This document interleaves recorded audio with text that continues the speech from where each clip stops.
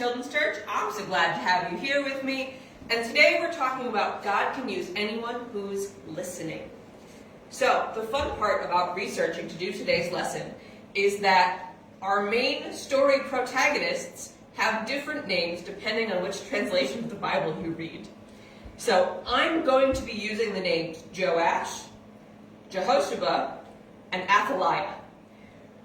Those are our three main important people, so those are the names I'm going to use. But if you're reading other versions of the Bible, they could also be called Jehoash, Jehoshaphat, and she's still Athaliah. I don't know why they don't translate her name. Or if you're reading in Hebrew, Joas, which also fun. But I'm reading from the NIV. I'm using the names I know. We're talking about young King Joash and how he became king and how one person's choices made Israel different. So we're going to jump in chapter 22, actually, toward the end, to give you a little bit of context. Then Jehu looked for Ahaziah, and Jehu's soldiers captured him, and they brought him to Jehu, and they killed him. The soldiers buried him, for they said, "He is the grandson of Jehoshaphat, who sought the Lord with all his heart." So no one from the house of Ahaziah had the strength to rule the kingdom. When Athaliah, Ahaziah's mother, saw that her son was dead, she proceeded to annihilate or kill all of the royal heirs of the house of Judah. Jehoshaphat, or Jehoshaphat, the king's daughter, rescued Joash, son of Ahaziah, from the king's sons who were being killed, and put him with the one who nursed him in a bedroom. Now Jehoshaphat was the daughter of King Jeroboam, and the wife of Jehoiada the priest. Since she was Ahaziah's sister, she hid Joash from Athaliah, so she did not kill him. And while Athaliah ruled over the land, he was hiding in God's temple for 6 years. Then, in the 7th year, Jehoiada summoned his courage and took commanders of hundreds into a covenant with him: Azariah son of Jeroham, Ishmael son of Jehonan, Azariah son of Obed, Maaseiah son of Eliah, and Eliphet son of Zikri. This feels like a tongue twister. My Hebrew pronunciation is not good enough for this, guys. They made a circuit throughout Judah. They gathered the Levites from all the cities and the heads of the families, and they came to Jerusalem.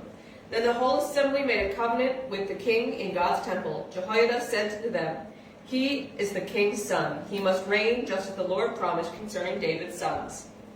This is what you are to do. A third of you, priests and Levites, who are coming on duty on the Sabbath, are to be the gatekeepers.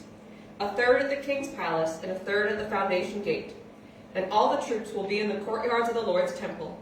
No one is to enter, but all the people are to obey the requirement of the Lord. You must completely surround the king with weapons in hand. Anyone who enters the temple is to be put to death. You must be with the king at all times."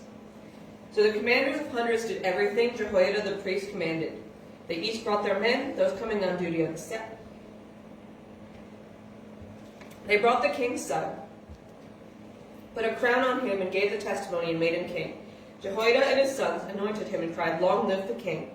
When Athaliah heard the noise from the troops, the guards, and those praising the king, she went into the Lord's temple. As she looked, there was the king standing by the pillar at the entrance. The commanders and trumpeters were by the king, and all the people in the land were rejoicing. Athaliah tore her clothes and screamed, "Treason! Treason!" Then Jehoiada the priest sent out to the commanders of hundreds, those in charge of the army, saying, "Take her out between the ranks and put anyone who follows her to death by the sword. Don't put her to death in the Lord's temple." So they arrested her and brought her out. Whew.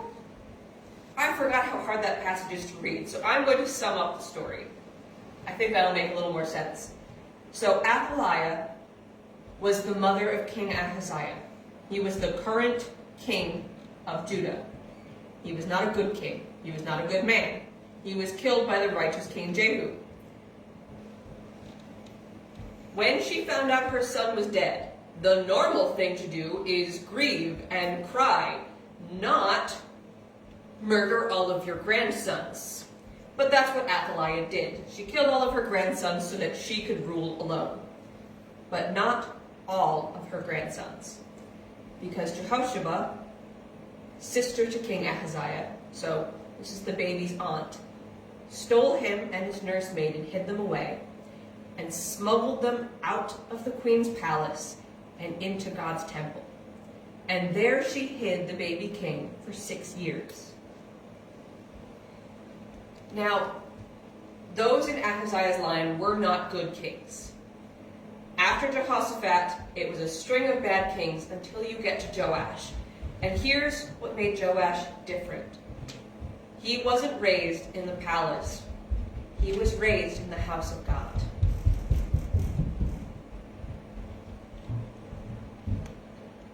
And that made all the difference in who he was as a king. So, when he was 7 years old, he was brought into the temple of the Lord with all the commanders and all the priests and crowned king, and they overthrew the wicked Queen Athaliah. Now Joash served as king until he was about 30 years old, and he was a righteous king. In fact, we know that he helped rebuild the temple. He was a cheerful giver. And God had judgment for the people of Judah, and he held it back, waiting for Joash to die, because he was a righteous king and did not deserve this judgment. So 3 people in this story made decisions. Athaliah made the wrong decision. She made the cruelest, darkest, worst decision she could. Jehosheba made the bravest decision she could. She smuggled her baby nephew out of the palace and raised him in God's house. And Joash chose to be a righteous king. He chose to follow what he was taught instead of where he was born.